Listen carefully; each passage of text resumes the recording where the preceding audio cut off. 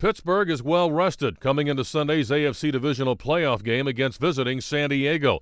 The AFC North champion Steelers had a bye last week, while the Chargers had to beat the streaking Colts to advance in the postseason. The Chargers are powered by an exciting and productive rusher, but it's not the player you might expect.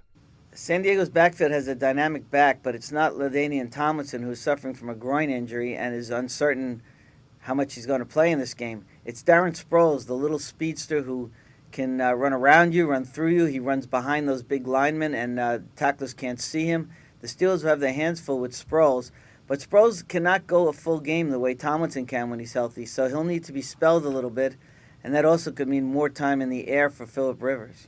Rivers was intercepted twice when the Steelers just beat the Chargers back in Week 11. One pick came courtesy of the anchor of the Steelers' top-ranked defense. The latest version of the Steel Curtain is led by linebacker James Harrison, the AP's Defensive Player of the Year. He's versatile. He will be in coverage. He will be rushing the passer. He will be stopping the run. He forces fumbles. He makes interceptions. The guy is unquestionably the leader of the top defense in the league. And he's got some good supporting cast with guys like Troy Polamalu and James Faria. The Steelers are going to try to dominate this game defensively, keep it a low-scoring, conservative game, and I think they're capable of doing that.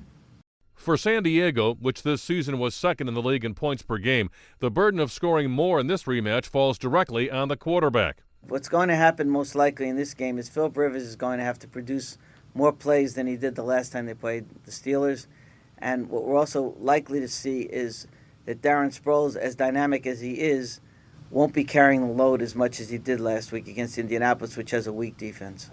As for Pittsburgh's offense, Ben Roethlisberger leads the way, but surely he welcomed the extra week off after getting pounded in the season finale against the Browns. No quarterback's been banged up more this year than Ben Roethlisberger. His offensive line has not performed all that well in pass protection. He will get hammered every game, and he will get hammered in this game by San Diego. He's coming off a concussion. Whether he has any sort of a relapse could really determine how this game goes. Regardless of the outcome, it's a virtual certainty the final score will not be duplicated as when the Steelers won in November.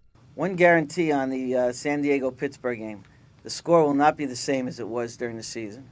They finished off 11-10, the first time in NFL history they had an 11-10 game, and the odds of that happening again are astronomical.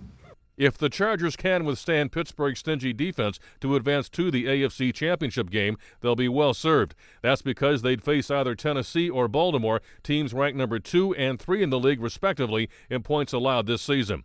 Jack Briggs, The Associated Press.